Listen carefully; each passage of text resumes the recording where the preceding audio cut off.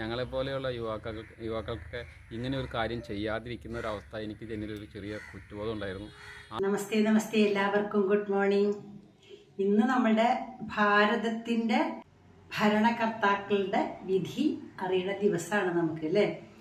അതായത് നമ്മളെ ആര് ഭരിക്കും, നമ്മുടെ രാജ്യത്തിന്, നമ്മുടെ നാടിന് നന്മ വരുത്തുന്ന, നന്മ ചെയ്യാൻ കഴിവുള്ള ഇവിടുത്തെ സ്ത്രീകൾക്കും കുട്ടികൾക്കും പൗരന്മാർക്കും ഒക്കെ സമാധാനമായിട്ട് ജീവിക്കാൻ പറ്റുന്ന, സന്തോഷമായിട്ട് ജീവിക്കാൻ പറ്റുന്ന ഒരു നല്ല രാജ്യം വേണ്ട രീതിയിൽ നയിക്കാനായിട്ട് കഴിവുള്ള, ഭരിക്കാനായിട്ട് കഴിവുള്ള, തൻ്റെടമുള്ള ഭരണകർത്താക്കളെ നമുക്ക് കിട്ടട്ടെ എന്ന് ഞാൻ പ്രാർത്ഥിച്ചുകൊണ്ട് ഇന്നത്തെ വീഡിയോ നമുക്ക് തുടങ്ങാം. അതിരാവിലെയാണ്. എല്ലാവർക്കും ഗുഡ് മോർണിംഗ്. തുടങ്ങുകയാണ്.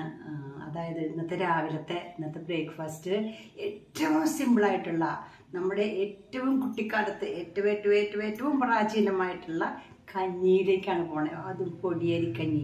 പനി വരുമ്പോൾ കഴിക്കുന്ന പൊടിയരിക്കഞ്ഞി, മഴക്കാലം വരുമ്പോൾ കഴിക്കുന്ന പൊടിയരിക്കഞ്ഞി ഒക്കെയാണ് ഞങ്ങളിന്ന് വച്ചിരിക്കുന്നത്. അതിന് ചേരാനായിട്ട്, കൂട്ടായിട്ട് അതിന് ഇഞ്ചി തൈരാണ് ഉണ്ടാക്കിയത് കേട്ടോ.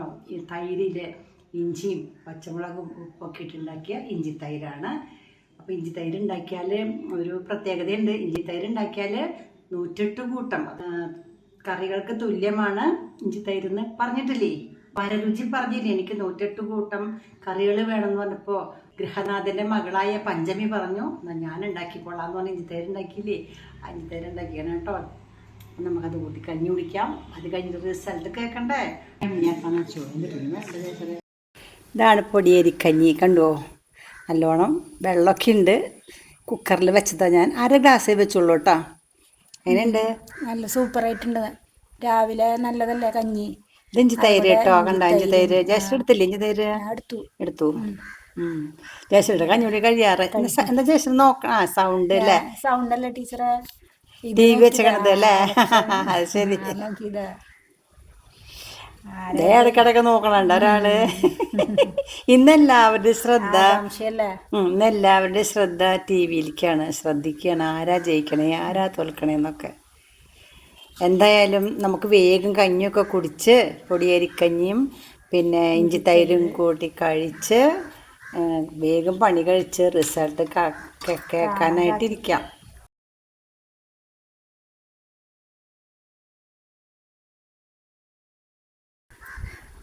നമ്മൾ ഇടയ്ക്കിടയ്ക്ക് ഇങ്ങനെ കഞ്ഞി ഉണ്ടാക്കി കുടിക്കണം, നല്ലതാണ് അല്ലേ? കുറേ നാളായാലും ഉണ്ടാക്കിയിട്ട്.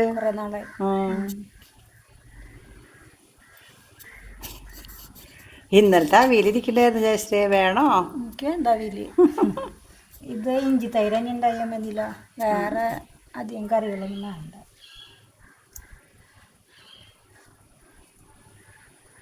എന്താണെന്നറിയോ ഞങ്ങൾ ശ്രദ്ധിക്കണ? ശോഭ സുരേന്ദ്രന് ആലപ്പുഴയില് ഫസ്റ്റ് പറയണ്ട്, ലാസ്റ്റ് ആയിട്ട് ബന്ധാവുക.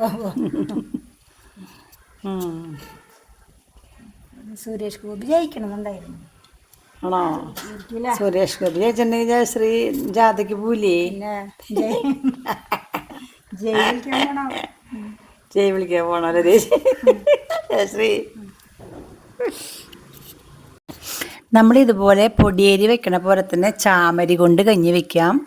പിന്നെ അതുപോലെ തന്നെ വേറെന്ത് ജയശ്രീ നമ്മുടെ നാട് വെച്ചത് ഒരു സാധനം? യവം. യവം കൊണ്ട് കഞ്ഞി വെക്കാം. അതൊക്കെ ഷുഗറുകാർക്കും കഴിക്കാം കേട്ടോ. പണ്ട് സ്കൂളിൽ പോണ കാലത്ത്, കുട്ടിക്കാലത്ത് കഞ്ഞി കുടിച്ചിട്ട് സ്കൂളിലേക്ക് പോകും. നേരമൊന്നും ഉണ്ടാവില്ല കുടിക്കാനായിട്ട്. അപ്പം എന്താ ചെയ്യാന്ന് വെച്ചാൽ കഞ്ഞിയിൽ ഇത്തിരി നെയ്യിട്ട് തരും അമ്മ. അത് നിന്നിട്ട് ഒരു മോന്തിട്ട് ഓടും. ഈ കഞ്ഞി കുടിക്കാണ്ട് സ്കൂളിൽ വരുന്ന കുട്ടികളുണ്ടല്ലോ, അവർ തല കറങ്ങി വീഴും കേട്ടോ. അപ്പോൾ ടീച്ചർമാർ പറയും, മക്കളെ ഇത്തിരി കഞ്ഞിയിൽ വെള്ളമെങ്കിലും നിങ്ങൾ മോന്തി കുടിച്ച് വന്നോളൂ എന്ന് പറയും. എന്താ എൻ്റെ കഴിഞ്ഞു കേട്ടോ ജയശ്രീയെ. ഞാനൊരു കാര്യം ചെയ്യാൻ പോവാണ്. ഇഞ്ചി തൈരിട്ടുള്ള പാത്രത്തിലേക്ക് ഒഴിക്കാൻ പോവാണ് കഞ്ഞി. എന്നിട്ട് ആ ഇഞ്ചി തൈരൊക്കെ തുടച്ച് ഇതിൽ കൂടെ ചേർത്ത് അങ്ങോട്ട് മോന്തി കുടിക്കാം കേട്ടോ. എന്താ ടേസ്റ്റ് എന്നറിയോ? ഇഞ്ചി തൈര് കഴിച്ചാൽ നല്ലതാണ്, ഗ്യാസൊന്നും വരില്ല. ഇഞ്ചിയൊക്കെ ഉണ്ടല്ലോ അതിനുള്ളിൽ. പിന്നെ തൈരെന്ന് വെച്ചാൽ വയറിന് ഏറ്റവും നല്ല ഒരു സാധനമാണ്.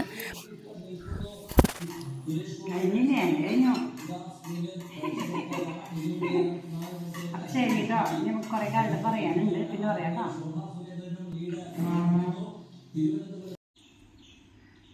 ഞാൻ നിങ്ങൾക്ക് ഒരാളെ പരിചയപ്പെടുത്തി തരാം കേട്ടോ. ഇന്നലെ ഞങ്ങൾ ഉച്ചയ്ക്ക് ഇവിടെ ചായ കുടിച്ച് കഴിഞ്ഞ് അങ്ങനെ ഇരിക്കുന്ന സമയത്താണ് വന്നത് കേട്ടോ. പേര് ലിനോഷ് എന്നാണ്.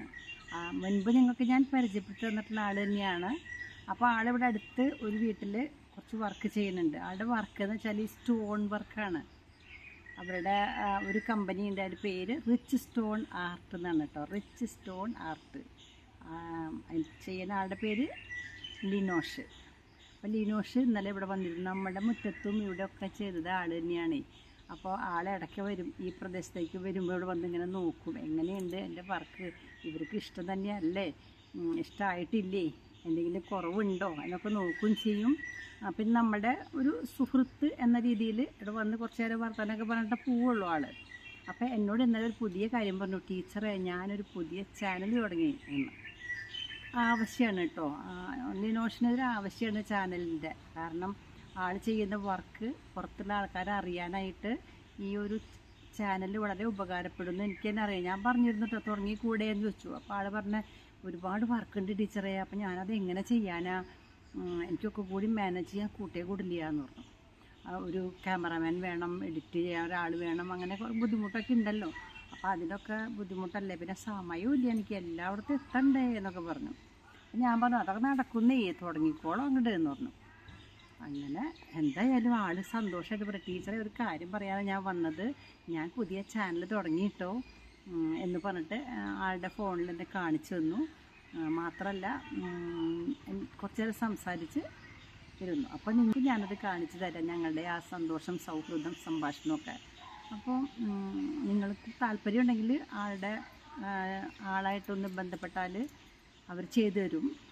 നമുക്ക് കാണാം കേട്ടോ, ആളെ കാണാം. ഓക്കെ. അപ്പോൾ ലിനോഷ് ഇപ്പം എങ്ങനെയുണ്ട് വർക്കൊക്കെ? വർക്ക് വളരെ നന്നായിട്ട് പോകുന്നു. ഞാൻ ഇവിടെ വർക്ക് ചെയ്ത സമയത്ത് എനിക്ക് വളരെ സന്തോഷമായിട്ട് തോന്നി. ഈ വർക്ക് മോശമില്ലാത്ത രീതിയിൽ ഇപ്പം നിൽക്കുന്നു. ഇവിടെ ഞാൻ ഈ വർക്ക് ചെയ്യുന്ന സമയത്ത് ഇത്രയും പ്രായമുള്ള ടീച്ചർ ഇങ്ങനെ ഒരു ചാനൽ ചെയ്യുന്ന കാര്യം ഞാൻ വളരെ അസൂയാവഹമായ രീതിയിലാണ് കണ്ടത്. മാത്രമല്ല അത് ഒരു ലക്ഷം പേര് കാണുന്ന രീതിയിലൊരു ചാനലായിരുന്നു. അപ്പോൾ ഞങ്ങളെപ്പോലെയുള്ള യുവാക്കൾക്ക് ഇങ്ങനെ ഒരു കാര്യം ചെയ്യാതിരിക്കുന്ന ഒരവസ്ഥ എനിക്ക് എന്നിലൊരു ചെറിയ കുറ്റബോധം ഉണ്ടായിരുന്നു. ആ കുറ്റബോധം മാറ്റാൻ വേണ്ടിയിട്ട് ഞാൻ ചെറിയ രീതിയിലൊരു ചാനൽ തുടങ്ങി. റിച്ച് സ്റ്റോൺ ആർട്ട് എന്നാണ് ചാനലിൻ്റെ പേര്. അപ്പോൾ ആ ചാനലും നല്ല രീതിയിൽ പോകുന്നു. എനിക്ക് ഇൻസ്പിറേഷൻ കിട്ടിയത് ഇവിടെ നിന്നാണ്, ടീച്ചറുടെ അടുത്ത് നിന്നാണ്. Thank you. സന്തോഷം കേട്ടോ. ഇതാണ് കേട്ടോ നമ്മുടെ ലിനോഷ് ഇട്ട് തന്നത്. ലിനോഷിൻ്റെ കമ്പനി മൊത്തം കുറേ ആൾക്കാർ പിന്നിൽ വർക്കേഴ്സിൻ്റെ വരിക. ഞാൻ ഓരോ വർക്കും ഇട്ടിട്ടുണ്ട്. മനസ്സിലായില്ലേ? നിങ്ങളുടെ തുടക്കം തൊട്ട് ഞങ്ങൾ ഫ്ലോറ് ശരിയാക്കണ അപ്പം തൊട്ട് എല്ലാ വർക്കും ഞാൻ ഇട്ടിട്ടുണ്ട്. സന്തോഷം കേട്ടോ. ഓക്കെ. അപ്പോൾ എല്ലാവരും ലിനോഷിൻ്റെ ഇത് കാണുക. അപ്പോൾ കണ്ടില്ലേ, എല്ലാവരും ലിനോഷിനെ കണ്ടില്ലേ? അപ്പോൾ ലിനോഷ് നല്ലൊരു ചാനൽ തുടങ്ങി. ചാനലിനേക്കാളും ഉപരി നല്ല ഒരു വർക്ക് നടത്തുന്ന ആളാണ്. നിങ്ങളെല്ലാവരും ഇങ്ങോരുടെ ആ ചാനൽ കണ്ട് അതിൽ ഇഷ്ടപ്പെടാണ്ടിരിക്കില്ല. വർക്കൊക്കെ ഇങ്ങോരോട് പറഞ്ഞാൽ എല്ലാം ചെയ്തു തരും കേട്ടോ, ഭംഗിയായിട്ട്. കണ്ടില്ല, ഞങ്ങളുടെ മുറ്റം കണ്ടില്ലേ? നിങ്ങൾ യൂട്യൂബിൽ ലിനോഷിൻ്റെ ചാനലുണ്ട്, റിച്ച് സ്റ്റോൺ ആർട്ട് എന്നാണ്. അതൊന്ന് സെർച്ച് ചെയ്ത് നോക്കൂ കേട്ടോ. അതൊക്കെ നിങ്ങൾക്ക് ഇഷ്ടം പോലെ കാണാൻ പറ്റും. നല്ല നല്ല ഭംഗിയുള്ള ഡിസൈനുകളൊക്കെ ഉള്ള മുറ്റം ഒക്കെ കാണാൻ സാധിക്കും. ലിനോഷിൻ്റെ ചിലപ്പോൾ സഹായമൊക്കെ ആവശ്യം വരും, ഞങ്ങൾ വിളിക്കാം കേട്ടോ. ശരി. ഓക്കെ. അപ്പോൾ ലിനോഷിന് എല്ലാവിധ ഭാവുകങ്ങളും നേരുന്നു. ഓക്കെ. എൻ്റെ അഖില് അല്ലേ? അഖില് മറ്റത്തൂര്. അപ്പോൾ സന്തോഷം. നമ്പർ ഉണ്ടായിരുന്നില്ലേ?